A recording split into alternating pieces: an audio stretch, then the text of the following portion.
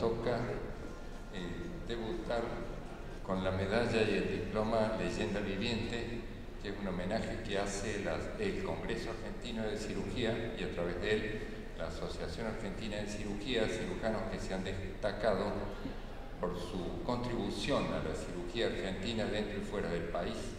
Y hoy empezamos con Jacques Marescot. Jacques Marescot yo lo conocí en 1979, yo trabajaba con Daniel Jeck, que era subjefe del servicio de un profesor Ambrosio en la época, y Marescot era el subjefe del servicio de un profesor Sibili. Marescot estaba en la Gira y nosotros estábamos en el hospital de Haute-Pierre. Daniel Jeck me dijo, tengo un melanoma, me voy a hacer operar por el cirujano de la contra, del frente. Y yo le dije, ¿por qué lo haces? Bueno, porque lo he visto trabajar, es un cirujano que trabaja petit main, petit geste, hemoglobina cero, es muy cuidadoso, nunca repite un gesto. Me gusta cómo opera y me voy a operar con él, aunque me peleé con vos y con todo el mundo. Y entonces yo le ayudé a Marescot en esa operación y empezamos a encontrar lugares comunes de afecto, como los caballos y como el tenis, y nos hicimos amigos. Después él nos invitó, mi mujer Susana se hizo amiga de Alice, su mujer, y bueno, y esta amistad dura más de 40 años. Hasta entonces era un cirujano normal, siempre interesado por las cosas raras, por las cosas distintas. Le gustaba la cirugía de colores cuando operaba la paratiroides. Daba gusto verlo operar, yo me escapaba a veces de mi servicio para verlo operar en el tele, pero era, yo no digo un cirujano del montón, pero era un muy buen cirujano. Hasta que en el 88 apareció la laparoscopia y ahí se volvió loco. Y empezó a desarrollarla y apoyarla y a trabajar, y cometió otra de sus locuras, que fue venirse a Córdoba con una tonelada de equipo, con un ingeniero que se llamaba Gerald Flick, y nos dijo, bueno, imposibilitó que largáramos la experiencia argentina al mismo tiempo que un equipo de Buenos Aires en octubre del 90, con la primera colecistectomía laparoscópica gracias a él. Yo ahí empecé a pensar, este tipo es una leyenda quirúrgica, porque esas cosas no las hace cualquiera. En el 91 conoció un general médico del ejército americano que se llamaba Rick Satava, y confiesa ahora que entendió el 20% de la conferencia nada más, pero le volvió loco escuchar cosas que no existían, como cirugía a la distancia, robot, imágenes virtuales, inteligencia artificial. Y dijo, este tipo es un loco, pero lo voy a seguir. Y se metió a investigar y a trabajar en todo eso. Y se volvió loco con los robots, que en el 98 había 100 casos presentados, se habían operado 100 casos con robots, y hoy sabemos que hay 556 empresas que están desarrollando el robot, que en China este año han salido 8 o 9 nuevos prototipos de robots, nuevos modelos, y lo desarrolló, hasta el punto que el IRCAD, que dirige ahora, creo que tiene 10 robots trabajando al mismo tiempo. Y desarrolló y fundó ese monstruo que es la IRCAD, que primero fue un instituto de investigación contra el cáncer digestivo y inmediatamente después un instituto de desarrollo de la cirugía laparoscópica. Tuvo el gesto de ponerme a mí entre los primeros 18 expertos, hoy tiene miles de expertos trabajando ahí adentro. Hoy la IRCAD ocupa 5 edificios que suman 5.000 metros cuadrados. Reciben 8.000 cirujanos por año y lo forman en cirugía laparoscópica. Hay 9 IRCAD en el mundo, 2 en Brasil. Me hubiera gustado que una de esas 2 esté en Argentina, no funcionó eso, él quiso hacerlo en su momento. Una en China, una en Taiwán, otra en Estados Unidos, una en India y otra en África. Y ha viajado al África y a la India una punta de veces para desarrollar esas IRCAD, y una vez se enfermó de una enfermedad medieval, se agarró el cólera en la India, casi se muere y sigue yendo a la India y sigue yendo al África. Díganme ustedes si Jacques Marescot no es una leyenda viviente. Por eso, cher Jacques, j'ai le plaisir et l'honneur et le privilège de t'accorder au nom de l'Association Argentina de Cirugía la medalla Leyenda Viviente.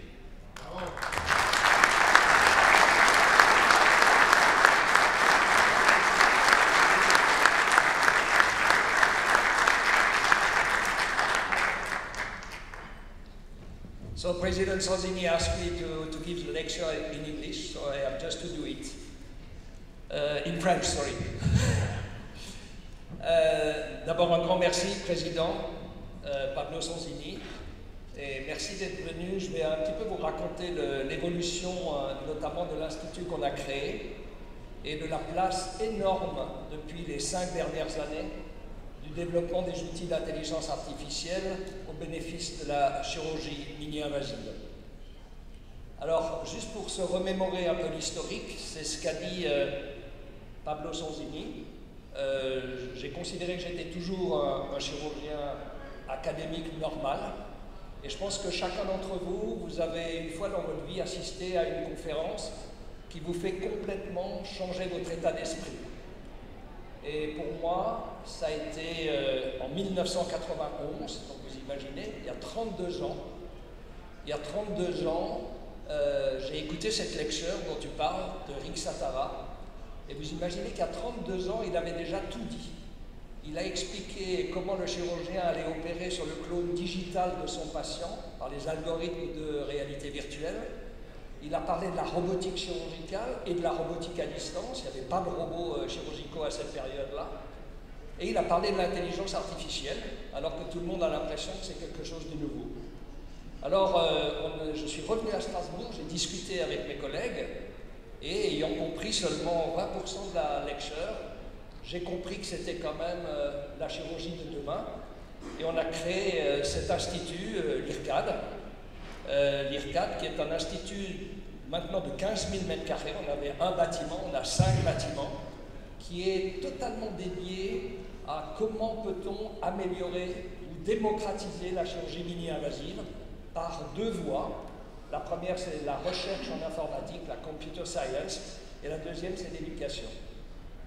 Alors, l'intelligence artificielle, c'est le pilier de tous les développements de la recherche que nous faisons, mais il ne faut pas oublier que c'est simplement un outil. Et ce n'est pas nouveau, puisque, je pense que vous le savez, la première machine learning, c'était 1957 par Frank Rosenblatt. Tout le monde a pensé qu'il était fou de vouloir développer des algorithmes qui ressemblaient à la connexion entre 2 neurones. Et à cette période, il n'y avait pas beaucoup de data, et personne n'a cru dans le projet. Et vous savez tous qu'il a fallu attendre 2014. 2014, pourquoi? Parce qu'en 2014, c'est la première fois où, en Corée du Sud, la machine a gagné contre le champion du monde du jeu de Go. Et tout le monde, tous les Coréens disaient la machine va gagner le jeu d'échecs, ce qu'elle avait déjà fait, mais ne gagnera jamais le Go de Go, le jeu de Go qui nécessite une intelligence prédictive trop importante. Et bien 2 fois de suite, la machine a gagné le champion du monde. Et c'est là où il y a eu des centaines et des centaines, voire plus de millions de dollars développés pour l'intelligence artificielle, notamment appliquée à la médecine et à la chirurgie. Bon, s'il n'y a pas le son, ce n'est pas très important. La chose qu'il faut comprendre, c'est que ce produit qui s'appelait Watson, qui a été développé par IBM, imaginez, il y a 8 ans, tout le monde disait c'est une vraie révolution parce que Watson arrive à lire 3500 livres en quelques minutes, 245 000 articles de la littérature. Et tout le monde se disait c'est extraordinaire pour avoir la meilleure stratégie. Et puis je racontais à notre président de l'académie tout à l'heure que la semaine dernière, on avait un cours à l'IRCAD avancé de chirurgie colorectale. Et dans ces cas-là, on fait toujours un face-à-face. Et le face-à-face était une jeune patiente, 43 ans, avec une tumeur T3L0, traitement par radiochimiothérapie, disparition de la douleur. Qu'est-ce qu'il faut faire? Plusieurs experts donc arrivent, il faut faire une TME, Total Mesorectal Excision. Le deuxième, il faut faire une résection élargie avec lymph node partiel, latéral. Et le troisième, Bill Hill, qui a pourtant décrit la TME, Total Mesorectal Excision, a dit non, wait and watch, watch and wait. Et on a demandé en direct à ChatGPT 4.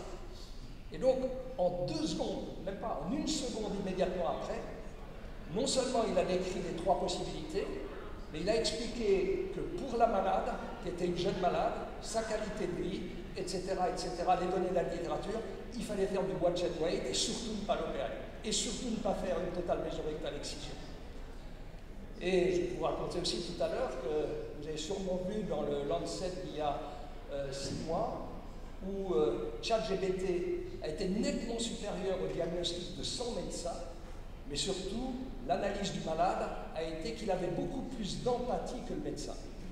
Ça, c'est juste pour vous dire que tous ceux qui disent que ça n'est qu'un support, je pense que c'est faux et je pense que dans 20 ans, la machine va remplacer le panel d'experts pour faire la meilleure stratégie et elle sera accessible au malade, c'est-à-dire que le malade pourra lui aussi participer à cette stratégie. Deuxième point, deuxième exemple, parce qu'on pourrait en donner beaucoup, intelligence artificielle pour faire le diagnostic. Là, vous le savez tous, ça peut être Olympus, ça peut être Genius de Medtronic. Ce sont ces machines fixées sur l'endoscope qui arrivent à faire le diagnostic de tumeurs inférieures à 5 mm, planes, que souvent vos yeux n'arrivent pas à voir. Et on verra tout à l'heure l'importance de ce développement diagnostique. Pourquoi? Parce qu'on est convaincu que dans les 15 ans qui viennent, la majeure partie des tumeurs de l'alimentary tract vont être opérées par chirurgie endoluminale. J'ai été frappé il y a 7 ans par une conférence au Japon du professeur Tanigawa Sansai. Et Tanigawa expliquait qu'il y a 7 ans, c'était la première année où ils avaient traité les cancers de l'estomac au Japon plus par endoscopie flexible que par chirurgie. Alors la communauté chirurgicale dans le monde entier a dit oui, c'est parce qu'au Japon, ils ont des systèmes de dépistage et donc ils font des diagnostics à des stages précoces. Mais maintenant, avec toutes les techniques et notamment le développement des capsules avec intelligence artificielle, toutes les tumeurs digestives vont être diagnostiquées à un stade précoce et donc œsophage, estomac, côlon bas, rectum seront opérés par chirurgie endoluminale. L'étape 2 où on a besoin, vous allez voir pourquoi on a besoin de l'image, c'est la planification. Et cette planification, avant l'intelligence artificielle, elle était impossible à diffuser. C'est quoi? C'est par exemple ici, j'aime aussi beaucoup dire qu'on montre ce cas à tous nos cours avancés de chirurgie hépatobiliaire, cholangiocarcinome, 100% des experts, des key opinion leaders disent qu'il est situé au niveau du foie droit, l'opération qui doit être proposée est une hépatectomie droite. Et puis quand on utilise les algorithmes de réalité virtuelle, ce qui n'est pas le scanner 3D, c'est une technique de réalité virtuelle avec interaction et interactivité, vous voyez qu'on peut tout enlever, ce qui nous gêne, les artères, les voies biliaires, il reste les veines, et parce qu'il y a une anomalie anatomique avec une absence de veine médiane, vous voyez qu'en fait cette tumeur que tout le monde avait cru du côté droit, bien pour n'importe qui, en 1 seconde, on voit qu'elle est du côté gauche. Et on voit qu'on peut mettre un clip pour avoir la vascularisation exacte et connaître exactement l'opération qui doit être faite. De la même manière, un autre exemple, un bébé de 3 mois avec un énorme amartome et le chirurgien pédiatre de l'hôpital de chirurgie des enfants ne savait pas où commencer l'intervention. Et donc là encore, vous voyez que la navigation à l'intérieur de cette tumeur va permettre très facilement de voir, on le voit ici, la boucle de l'artère hépatique droite et les 2 artères qui vont vasculariser cet amartome. Et pour lui, il a fallu clipper ces 2 artères et l'opération s'est faite, elle a été pratiquée en moins de 45 minutes. Un autre exemple majeur, et ensuite on va voir le rôle de l'IA, c'est l'endométriose. 11 millions de femmes en Europe ont une endométriose sévère, vous la voyez ici en vert, et le problème pour le gynécologue est de savoir s'il y a ou non une invasion du rectum. Et là, en quelques secondes, vous allez voir qu'on va pouvoir aller naviguer à l'intérieur du rectum. Et si en naviguant à l'intérieur du rectum, on voit la moindre tache verte, c'est-à-dire comme ici, l'endométriose, on sait qu'il faudra également faire une résection rectale. Alors, on en vient à l'IA. Donc, on arrive à reconstruire, et il y a plusieurs compagnies qui le font, notamment Fuji. Nous-mêmes, on a développé une spin-off qui s'appelle Visible Patient, où on arrive à reconstruire en 3D la totalité des organes. Le problème énorme, le challenge auquel on a à faire face, c'est le temps de reconstruction. Et c'est là où l'IA va intervenir. Et vous allez voir l'exemple qui est sur le poumon, la reconstruction du poumon pendant la période du Covid. Vous voyez à gauche, avant le Covid, 2019, pour reconstruire un poumon complet avant une opération chirurgicale, il fallait 4 heures semi-automatiques, c'est-à-dire 2 techniciens de radiologie. Donc vous imaginez que ce sont alors des technologies très difficiles à développer. Est arrivé le Covid, où Visible Patient a eu des milliers de cas de reconstruction du poumon. Et donc la machine est devenue de plus en plus intelligente en connaissant toutes les différentes variations anatomiques du poumon.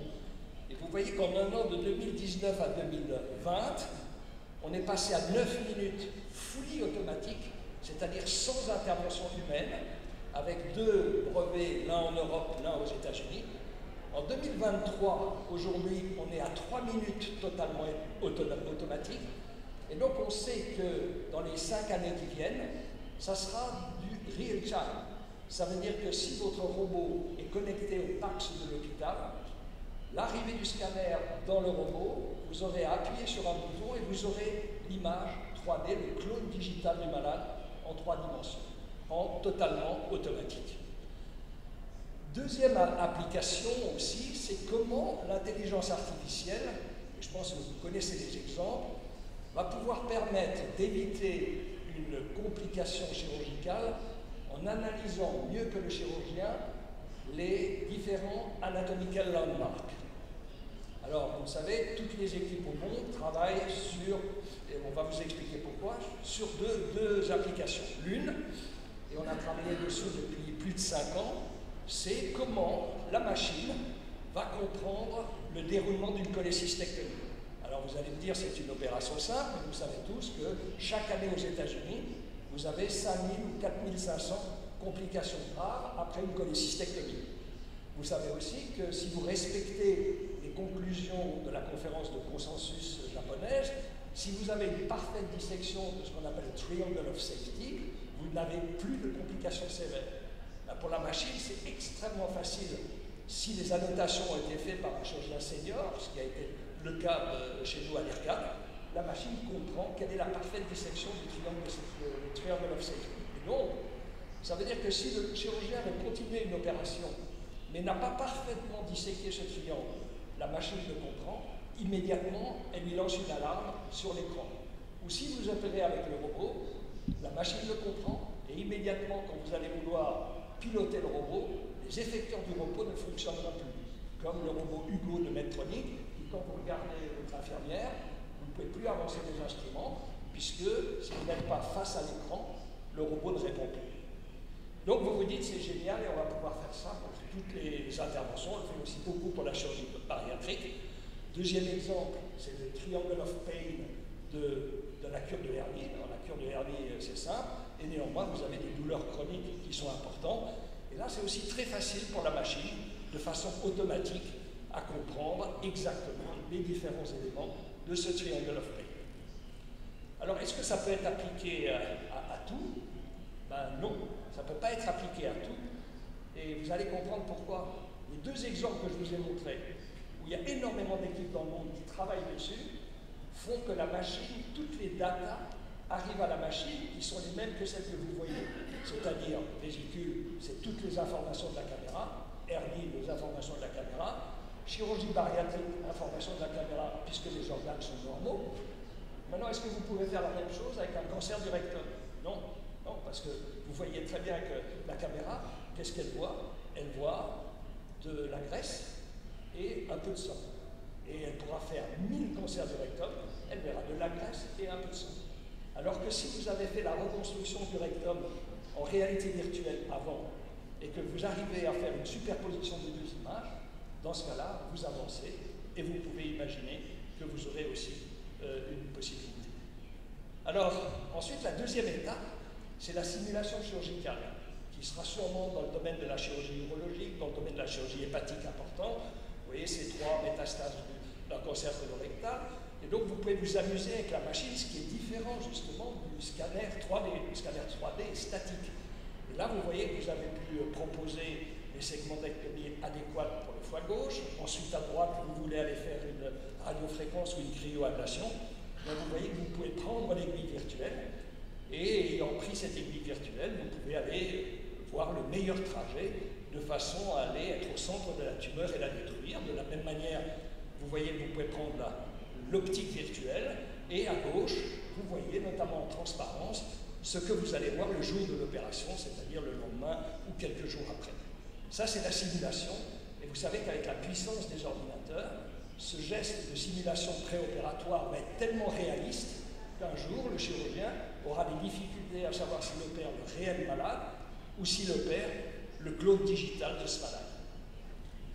Ensuite, une autre étape, c'est l'intégration de l'image pendant l'intervention chirurgicale. Et là, ça c'est un travail qu'on a fait il y a quelques années avec Intuitive Surgical. Donc vous voyez le chirurgien colorectal qui est Armando Melani, qui est le directeur de l'IRCAD au Brésil, opère un cancer du côlon complexe. Et vous voyez que sur son iPad à droite, il a le clone digital du malade en 3 dimensions.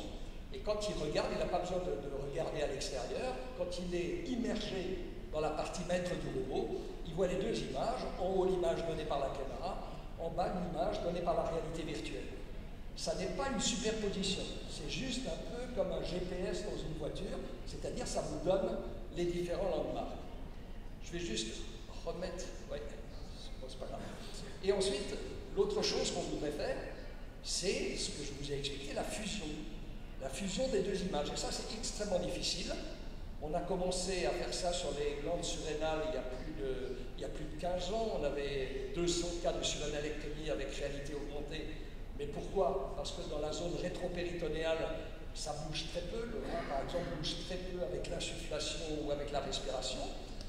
Ici, pour le foie, c'est totalement différent. L'exemple que je vous montre, c'est juste un exemple de recherche clinique, mais qui n'a pas d'intérêt pour le malade, puisque c'est une évidence que là, on voit bien sûr la tumeur. Par contre, si vous avez une tumeur plus profonde, le fait de mettre votre écarteur immédiatement, là encore, la machine est perdue puisqu'elle ne voit plus quelle est la nouvelle localisation du foie.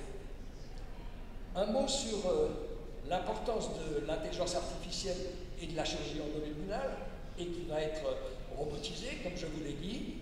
Majeure partie, alors ça a commencé, vous le savez aussi tous dans l'histoire, il y a une dizaine d'années par la chirurgie du cancer du rectum en endoluminal, en transanal. Ça, c'est un des plus brillants chirurgiens colorectaux, c'était le professeur Leroy qui opérait ce malade. Par contre, c'est extrêmement difficile de se repérer. Et la technique a eu énormément de mal à se diffuser dans le monde parce qu'on n'a pas de repères, et les repères sont tout différents d'une chirurgie normale. Et là encore, l'image est fantastique puisque sur le malade, vous pouvez faire votre image en 3 dimensions et vous pouvez repérer en fait ce dont vous avez besoin pendant l'intervention, notamment par exemple l'artère mésentérique inférieure. Et là, vous savez que la superposition sera possible puisque l'artère mésentérique inférieure ne va pas bouger pendant l'intervention. Ensuite, il faut l'instrumentation, il faut la plateforme pour le faire. Et si on veut, et on peut le faire maintenant grâce au diagnostic précoce, diffuser l'endoscopie flexible, d'où l'importance d'ailleurs de l'éducation en chirurgie endoluminale, vous voyez qu'on ne peut pas utiliser la plateforme du gastro-entérologue, parce que le gastro-entérologue avait un appareil de diagnostic et de biopsie. Ça veut dire que tous ces instruments sortent en parallèle de l'endoscope flexible, ce qui est un contresens pour un chirurgien qui a besoin de la triangulation. C'est la base de la chirurgie ouverte et c'est la base de la chirurgie laparoscopique, ce qu'on appelle la triangulation. Et donc, on a développé, alors c'est un échec, je vous le dis tout de suite, parce que Storz a arrêté l'endoscopie flexible, mais on a développé un concept, on a commencé il y a 8 ans, qui était de se dire, bon, il faut absolument avoir des robots pour l'endoscopie flexible. Et vous voyez, à gauche, c'est très intéressant, à gauche, vous avez un gastro-entérologiste sud-coréen qui a une expérience de plus de 1000 ISD en endosubmucosal dissection, et à droite, c'était Bernard d'Allemagne, 0 expérience d'endoscopie flexible. À gauche, c'est un endoscope normal, à droite, c'est le robot avec triangulation. Je pense qu'il n'y a pas besoin longtemps, en analysant les images, de voir qu'à droite, c'est une vraie opération, et qu'à gauche, ça n'est pas une vraie opération.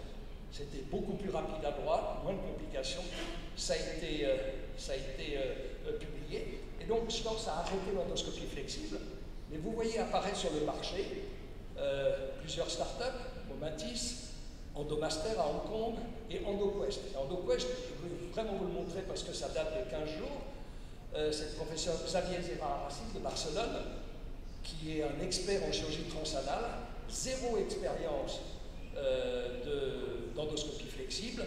Et vous voyez que sur un modèle in vivo, il a fait une IST complète en moins de 10 minutes. Et il faut vous dire que l'un des meilleurs gastro-entérologues de Gemelli University Hospital à Rome, où ils font énormément de chirurgie endoluminale, met entre 1 heure et 1 heure et demie. Donc pour vous dire l'importance du développement de ce type de robot, qui également est le seul endoscope flexible qui permet des sutures, puisque avec un endoscope flexible normal, ben bien sûr, vous ne pouvez pas faire de sutures. Un mot maintenant de la 5e étape, qui est le post-opératoire. Ben là encore, vous avez absolument besoin de l'IA.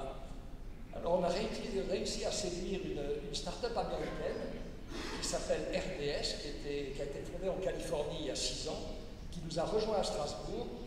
Et c'est assez extraordinaire parce que c'est un patch qui est de la taille à peu près d'un patch anti-nicotine. Et ce patch va pouvoir mettre dans le cloud, vous le voyez, 8 paramètres vitaux. C'est-à-dire que le malade qui sort de l'hôpital, même après une chirurgie lourde dans le cadre du programme ERAS, eh bien, va être mieux suivi que s'il est à l'hôpital, puisqu'il aura en continu, pas comme l'Apple Watch où vous appuyez pendant 30 secondes, en continu électrocardiogramme, saturation d'oxygène, respiration, posture, détection de chute, etc. Donc, c'est quelque chose de fondamental. Et on sait dans ERAS que 90% des malades n'ont pas à revenir à l'hôpital. Mais ceux qui sont contre cette procédure disent oui, mais dans 10%, il y a une complication, il doit revenir à l'hôpital. Et c'est là où l'IA est intéressante, puisque qu'est-ce que l'intelligence artificielle peut faire? Et c'est le travail qu'on fait avec RDS, c'est comment on va réussir à détecter des facteurs prédictifs qui vont dire, parce qu'il y aura une modification de 2, de 3 paramètres, que le malade va tomber dans les 10% de personnes qui vont avoir une complication nécessitant la réhospitalisation. Et donc on va pouvoir prévenir la réhospitalisation, c'est 10%. Alors tout ce que je vous ai montré là, ça fait rêver tout le monde, la 3 dimensions, le travail du clone digital du malade, c'est magnifique, c'est fantastique. Je n'ai pas eu le temps d'expliquer là, mais pour arriver à faire la réalité augmentée, c'est-à-dire qu'en permanence, la machine comprenne la nouvelle position de l'organe. On a fait à Strasbourg le plus gros investissement de Siemens, des salles d'opération hybrides. Dans la salle d'opération, vous avez le scanner, l'IRM, le scanner robotisé qui est le Phéno, etc. pour 5 ou 6 millions d'euros. C'est beau, c'est de la recherche clinique. Par contre, qu'est-ce que c'est la réelle vie actuellement, en 2023, dans le monde? Et là encore, grâce au Covid, parce qu'on a eu plus de temps de faire des zooms avec des personnes avec lesquelles on n'aurait jamais été contacté, notamment avec l'OMS, en 2021, on a un zoom extraordinairement intéressant par l'un des directeurs de l'OMS. 2021, regardez ça, 5 milliards de la population mondiale n'a pas accès à une image médicale simple, c'est-à-dire une radio du poumon. Vous imaginez ce que je vous ai raconté, on est 7 milliards 8, je crois, la population mondiale. 5 milliards, c'est pas l'Afrique. L'Afrique, c'est 1,2 milliard. Non, c'est des gens aux États-Unis, c'est des gens dans vos pays, etc. 5 milliards. Et la même année, dans le Lancet, alors quelque chose qui est encore plus interrogatif, 2,3 milliards de la population mondiale n'a pas accès à un geste chirurgical simple de sauvetage, c'est-à-dire une péritonite appenniculaire, une perforation du cycloïdie, une perforation du l'ulcère de l'estomac. Donc ça c'est la vraie vie en 2023. Donc, avec mes collaborateurs, le lendemain, on a assisté à cette discussion avec le patron de l'OMS, on a dit c'est quelque chose qui n'est pas acceptable. Donc bien sûr, on va continuer à travailler avec ce que j'appelle notre Ferrari, notre Rolls-Royce de technologie, mais il faut quand même se poser la question, qu'est-ce qu'il faut faire pour que le maximum d'une population mondiale ait accès à la fois à un diagnostic précoce et ensuite à un traitement. Parce que vous imaginez que si 2,3 milliards n'a pas accès à un geste d'urgence chirurgicale, vous imaginez ce qu'il en est lorsqu'on détecte un cancer. Et donc on a fait un programme, ça a excité toute l'équipe des computer scientists de l'IRCAD. On a fait un programme en se disant, voilà, qu'est-ce qu'il faut faire? Il faut essayer de trouver quel est le moyen de faire le diagnostic automatique grâce à l'intelligence artificielle au moindre coût. Et on est tombé à la bonne période, puisque depuis 2020, vous avez énormément de start-up qui se créent, notamment en France, parce que la France est très connue et reconnue pour le développement de l'ultrasonographie. Et vous avez des sondes d'ultrasonographie, Wi-Fi, de cette taille, qui sont low cost, ça commence à $500, ça se termine à $2500. Et quand vous voyez une machine normale premium d'ultrasonographie, c'est $100 000. Et ces machines, bien sûr, quand vous faites l'échographie, ne vont pas vous donner une image aussi belle que le premium, c'est évident. Mais si vous utilisez des algorithmes d'intelligence artificielle, la machine ne regarde pas l'image. La machine, elle n'analyse pas l'image. Elle analyse les algorithmes qui vont donner l'image. Donc même si la qualité de l'image est mauvaise, eh bien, la machine arrive à faire des choses magnifiques. Et, Mister, ah oui. Donc on a fait ce programme que vous voyez là. Donc 3 work packages, le 1 et le 2 sont quasiment finis. Le 1, c'était arriver à faire des détections automatiques par l'IA de tumeurs de moins de 2 cm au niveau du rein, au niveau du foie, au niveau du poumon.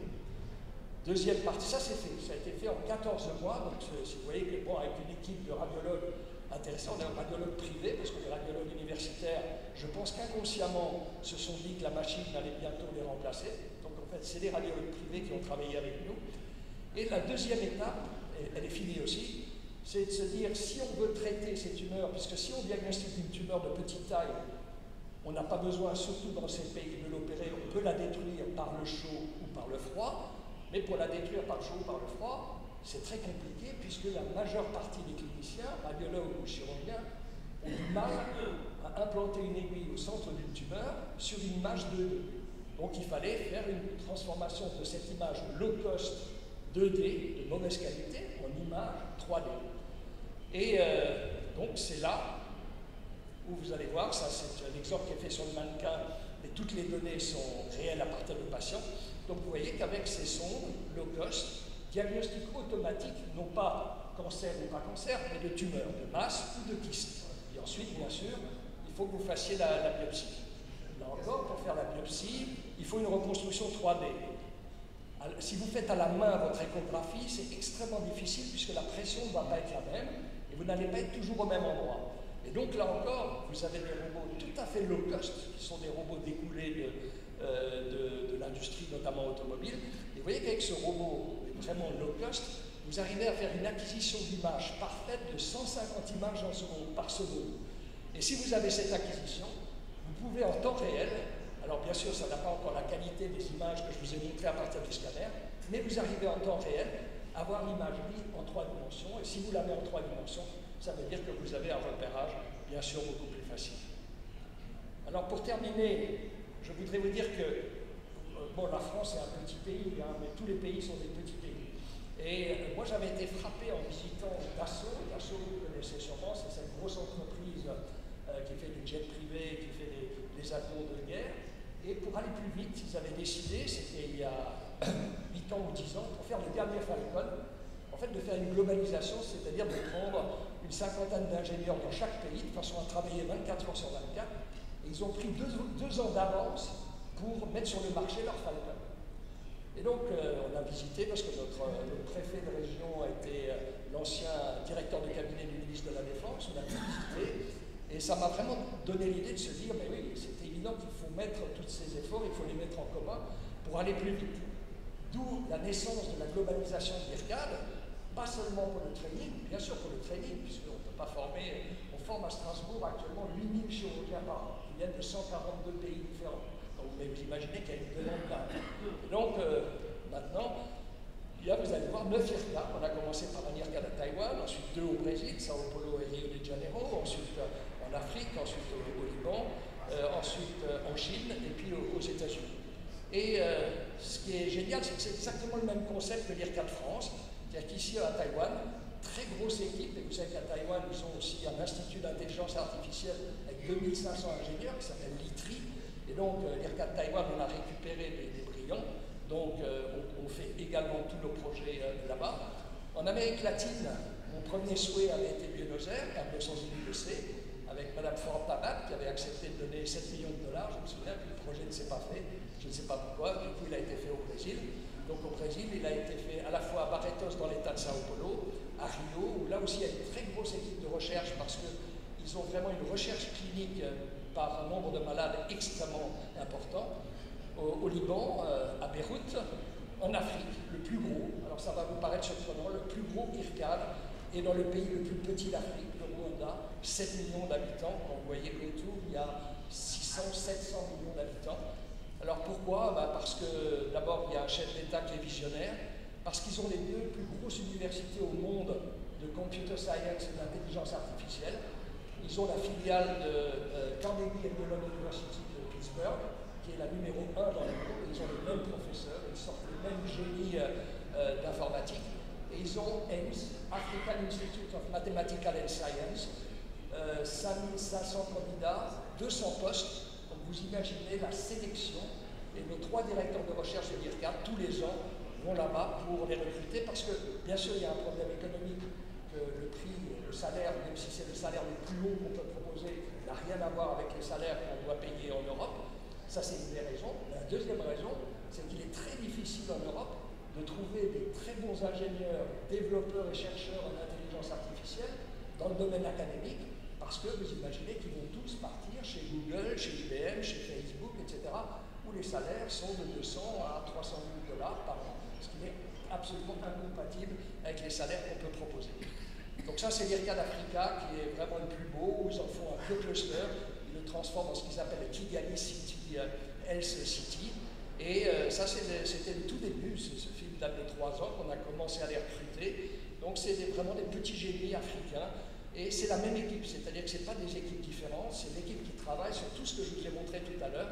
L'équipe est impliquée avec aussi beaucoup de choses pour la prévention par intelligence artificielle du diagnostic des malnutritions pendant la grossesse, qui n'est pas chirurgical, mais c'est un gros programme qu'on fait avec l'Afrique.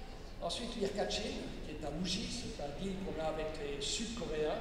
Là encore, c'est un projet magnifique, puisque le projet est de construire 100 hôpitaux de chirurgie mini-invasive et robotique exclusive. Donc pas rien en médecine, que de la chirurgie.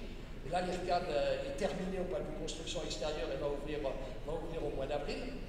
L'IRCAD aux États-Unis, on a été très fiers, en fait, l'équipe de l'IRCAD, que le plus gros groupe de cliniques, enfin d'hôpitaux privés à but non lucratif des États-Unis, qui s'appelle Atrium Health, qui a changé de nom, là, il s'appelle Advocate, nous a contacté. Le building de l'IRCAD est le building à gauche, c'est celui-là. Ils ont commencé la construction au mois de janvier, ça va être terminé dans 6 mois, avec une énorme équipe de computer scientists dans le domaine de l'intelligence artificielle, travaillant également avec nous.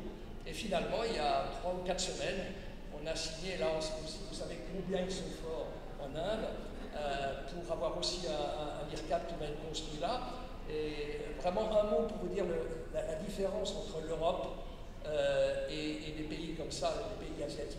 C'est-à-dire que l'intelligence artificielle, elle va nous remplacer, elle va vous remplacer pour la stratégie. Pour moi, c'est une évidence. Quand vous regardez l'évolution et quand vous regardez ChatGPT 4, il y a 2 semaines, ChatGPT 4 phase, c'est que ça va encore plus vite. Je pense que ça, plus l'empathie que tout le monde accorde à la machine, fait que l'intelligence artificielle va remplacer beaucoup de discussions d'experts. Ça, c'est une chose. Ensuite, pour le diagnostic, là encore, pour l'instant, c'est un support, mais pour le diagnostic, le jour où l'intelligence artificielle de détection précoce qui existe maintenant sur l'endoscope au bout de l'endoscope flexible va être intégrée dans la capsule, ce qui est en train de faire Medtronic, mais ils n'ont pas encore sur le marché. Et ce jour-là, ils commencent à faire. Vous recevez dans votre colis Amazon votre capsule, tout va dans le cloud, tout est analysé, etc. Donc ça veut dire qu'il n'y a plus d'intervention médicale. Ça, il faut quand même le dire, ça n'est plus un support, c'est vraiment un remplacement du rôle des gastroentérologues. Et puis ensuite, en chirurgie, quand on voit tout ce que je vous ai montré, avec la possibilité de robots de plus en plus intelligents, tu as fait une petite erreur, c'est pas 556, c'est 156, qui est déjà énorme, compagnie de robots actuellement sur le marché. Quand vous voyez, surtout j'étais en Chine la semaine dernière, l'importance de ce que développent les Chinois en robots intelligents, en associant l'intelligence artificielle, c'est incroyable. Et le problème de la puissance de ce pays, c'est qu'ils font un robot chirurgical en 1 an. Je ne sais pas si vous imaginez, J&J a commencé son robot il y a 16 ans. Ils font un robot en 1 an. Le coût, c'est 70 millions de dollars. Tous les autres robots que je connais, ça a dépassé les milliards. Et ils ont bien sûr une autorisation de mise sur le marché qui n'a rien à voir avec les contraintes européennes ou américaines. Donc pour l'instant, ils restent en Chine. Mais ce qui fait que vous avez des compagnies comme Microport qui met sur le marché 7 robots différents. Je ne sais pas si vous imaginez, ça n'existe nulle part. C'est-à-dire qu'ils ont un robot pour la laparoscopie, ils ont un robot pour le cathétérisme vasculaire, ils ont un robot pour le neuroradiologue, ils ont un robot pour le genou, pour la hanche, pour la cheville. Ils développent la totalité des robots. Et ce que je veux dire au point de vue concernant le robot, je terminerai là-dessus, c'est que le robot qu'on connaît maintenant, c'est la préhistoire du robot. Et plus on discute avec des ingénieurs, plus ils disent que pour eux, l'automatisme du geste chirurgical, c'est-à-dire le geste chirurgical totalement autonome, fait par le robot, sans intervention humaine, où le chirurgien aura son rôle en amont, c'est-à-dire que le chirurgien va travailler sur le clone digital du malade, là où il a le droit à l'erreur. Et s'il a fait une erreur, il stoppe, il recommence, il le garde. Et quand on a publié le premier article, c'était il y a 15 ou 20 ans sur le concept, je me souviens que le chairman de Stanford, qui s'appelle Thomas Krumel, avait dit ce qu'il faut à Strasbourg, c'est comme un metteur en scène qui fait un beau film. C'est-à-dire que le metteur en scène, il fait une scène, il n'est pas content, il jette, il fait une autre scène, il la garde, puis il garde une autre, et ensuite il a le film idéal, de la même manière que le chirurgien pourra en amont avoir l'intervention chirurgicale idéale, donnera les datas et toutes les informations au robot, et le robot le fera automatiquement. Alors vous allez dire, c'est de la folie, je pense qu'en chirurgie du foie, ça sera sûrement une des plus belles applications, tellement on voit actuellement, quand vous regardez ce que fait le chirurgien en chirurgie hépatique, vous vous dites, mais ça, un jour, ça va être automatique. N'oubliez pas que l'aéronautique qui est devenue automatique, tout le monde a dit qu'ils étaient fous. La voiture automatique, c'est pire. Or, on sait, juste une anecdote pour terminer, je vois les plans de tous ces hôpitaux qui sont en train de faire en Chine, le groupe coréen SK. Le chairman de SK vient nous voir pour nous convaincre, et moi, je lui fais la remarque stupide en disant « Ah, mais il n'y a pas de parking ». J'étais étonné qu'à l'hôpital, il n'y a pas de parking. Et là, il a éclaté de rire en disant « Mais professeur, on ne construit pas un hôpital d'hier, on construit un hôpital de demain. Est-ce que vous pensez qu'en Chine, dans 5 ans, il y aura encore des voitures particulières? Non. La voiture automatique cherchera le malade et le ramènera à la maison. » Et bon, on se dit « Il est un peu fou ». J'étais à Shanghai la semaine dernière. En 3 ans, 80% des voitures sont électriques, mais il n'y a pas de chargeur. Donc je me suis dit, mais comment il n'y a pas de chargeur? Eh oui, parce que le gouvernement a trouvé que même faire une recharge de 45 minutes ou 1 heure, c'est trop long, c'est une perte de temps. Donc en fait, vous téléphonez, on vous prend votre batterie, on met une batterie neuve, ou bien vous avez des systèmes de tapis roulant, vous ne dépassez jamais pas 3 minutes d'attente, vous mettez votre batterie et vous reprenez une autre batterie. Juste pour vous montrer la différence de concept et de vision qu'il peut y avoir entre l'Asie et ce que j'appelle l'Europe et les États-Unis. Un grand merci.